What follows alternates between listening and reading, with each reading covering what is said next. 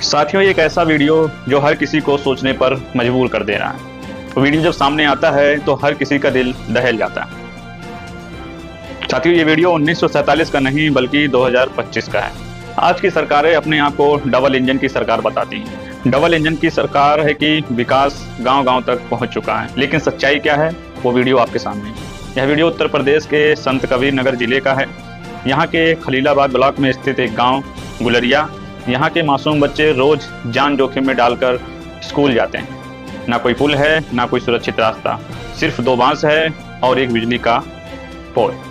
साथियों, ये सिर्फ एक वीडियो नहीं है बल्कि ये हमारे सिस्टम की असलियत है। ये बताता है कि बच्चों की शिक्षा को लेकर सरकार कितनी संवेदनशील है। शिक्षक खुद ही बच्चों का हाथ पकड़कर इस पार से उस पार ले जाते हैं। साथियों, सुबह की उनकी ड्यूटी बल्कि पढ़ाना नहीं बल्कि बच्चों को इस पार से उस पार करना बना हुआ है। टीचर्स की ड्यूटी पढ़ाना नहीं बल्कि उनकी जान बचाना जैसी हो गई। साथियों, स्कूल के टीचरों का कहना है कि वो लगातार स्कूल के लिए पुल को लेकर लगातार वो अपनी मांग को उठा रहे थे। वो कहते हैं कि हम 7 साल से मांग कर रहे हैं कि यहाँ एक पुल बना दिया जाए, लेकिन कोई सुनवाई नहीं होती है। अब प्रशासन कहता है कि जांच करेंगे, वैकल्पिक रास्ता खोजेंगे। अब सवाल ये बनता है कि साहब, बच्चे रोज जा रहे हैं तो फिर इंतजार किस बात का है। साथ ही कॉन्स्टिट्यूशन सभी को शिक्षा का अधिकार देता है। RTE एक्ट 2009 यानी शिक्षा का अधिकार अधिनियम कहता है कि हर 1 किलोमीटर के दायरे में एक स्कूल होना चाहिए जहां 300 लोग रहते हैं। लेकिन जब शिक्षक अभिभावक स्कूल की मांग करते हैं तो सिस्टम कहता है फिर तो हर गांव में स्कूल खोलना पड़ेगा। अरे साहब, सबसे बड़ी बात तो ये है कि स्कूल खोलना पड़ेगा तो दिक्कत क्या है? ये अधिकार तो हमें संविधान देता है, लेकिन सरकारें सुनने को तैयार नहीं है। वहाँ के अधिकारी कान में तेल डालकर सोए हुए हैं। उनको कोई फर्क नहीं पड़ता क्योंकि शायद उनका बच्चा उस रास्ते से नहीं जाता। उत्तर प्रदेश में स्कूल की पेयरिंग को लेकर लगातार विरोध हो रहे हैं।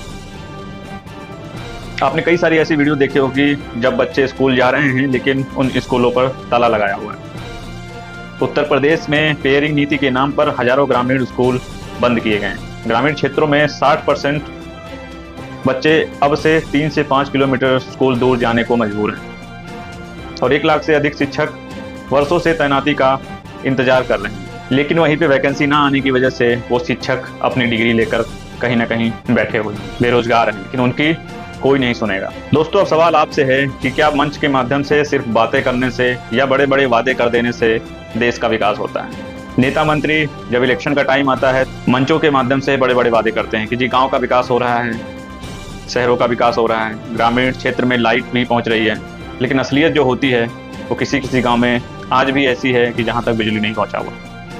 कई सारे ऐसे गांव मिलेंगे अपने प्रदेश में जहां एम्बुलेंस तक नहीं जा सकती। इस वीडियो से पहले मैंने कई सारे ऐसे वीडियोस बनाए हैं जहां पे बच्चे स्कूल जाने के लिए नदी पार करते हुए दिखाई देते हैं। कभी ट्यूब पर खटोला बांधकर तो कभी ट्यूब के ऊपर ही बैठकर बच्चे इस पार से उस पार शिक्षा पाने के लिए जा रहे हैं। शायद एक उम्मीद है कि अगर हम पढ़ लिख लेंगे तो शायद एक बेहतर जीवन जीने का मौका मिलेगा, लेकिन शायद वो इस देश के नागरिक होते हुए भी सरकार उनसे ये अधिकार छीन लेती है। आप खुद सोचिए कि अगर किसी को ट्यूब पर बैठकर नदी के सहारे इस पार से उस पार जाना हुआ तो सोचिए कितना जोखिम भरा है।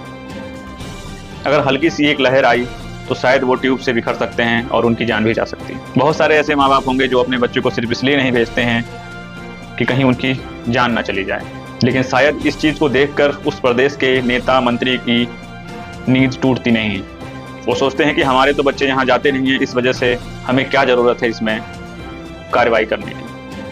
लेकिन साथियों, ये सवाल आम लोगों का है, इसलिए आम नागरिक का ये फर्ज है कि इस तरह के वीडियो को ज़्यादा से ज़्यादा लोगों तक शेयर किया जाए और सरकार से सवाल किया जाए कि आखिर इस तरह का सिस्टम कब बदलेगा, कब हम दूसरे देशों से अपने देश को बेहतर बना पाएंगे। शायद ये सवाल हर किसी को करना होगा, तब जाके इन सरकारों की नींव टूटेगी और उस पर काम करना चालू करेंगे।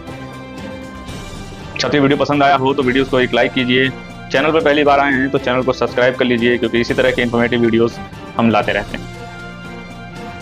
साथियों, अगर आपको लगता है कि कोई और वीडियो किसी और टॉपिक पे आनी चाहिए तो हमें कमेंट सेक्शन में जरूर बताएं। मिलते हैं किसी और इन्फॉर्मेटिव खबर के साथ, किसी और बेहतरीन खबर के साथ। तब तक देखते रहें इंडियन विजय टीवी में आपके साथ में।